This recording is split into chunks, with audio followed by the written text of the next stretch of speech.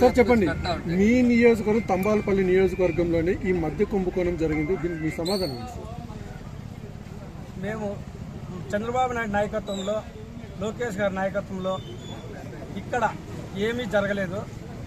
మేము మా పార్టీలో తెలుగుదేశం పార్టీ మీద మా పార్టీ వాళ్ళు చేపిస్తున్నారు అనడము ఇది చాలా సముచితం కాదు. కానీ ఇక్కడ ముందే వాళ్ళు వైఎస్ఆర్ పార్టీ నుంచి వచ్చిన నాయకుడు ఆయన ముందు నుంచి 3 నెలలు ఎలక్షన్ ఉండగా ఇక్కడ రావడం, వాళ్ళ బిజినెస్ నిమిత్తం ఇక్కడ పార్టీలోకి చేరి ఇక్కడ తెలుగుదేశం పార్టీ రూలింగ్లోకి వస్తుందని తెలిసి ముందే అంచనాలతో వాళ్ళు అక్కడ వేరే పార్టీ వైఎస్ఆర్ పార్టీ వాళ్ళు ఇక్కడ పంపించడం జరిగింది. ఇది మేము ఈ విషయాన్ని కూడా మేము పార్టీ దృష్టికి తీసుకెళ్లడం జరిగింది. కానీ పార్టీ టికెట్ ఇచ్చేయడం వల్ల ఏమి చేయలేని పరిస్థితుల్లో మళ్ళీ లేట్గా కూడా ఇవ్వడం, బీఫార్మ్ ఇవ్వడం కూడా జరిగింది.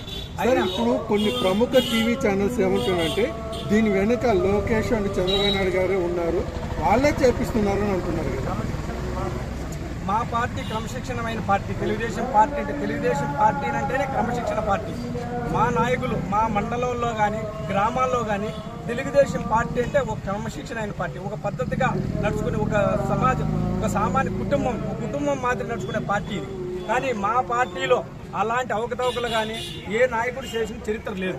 కానీ మా చంద్రబాబు నాయుడు కూడా అప్పుడు జైలు వేయడం కూడా అప్పుడు కూడా అది సముచితం కాదు. అది కూడా ఏ విధేయం లేకుండా వాళ్ళు ఆరోపణలు చేస్తున్నారే తప్ప మా పార్టీలో అలాంటివి ఏమీ జరిగిందా జరగబోదు.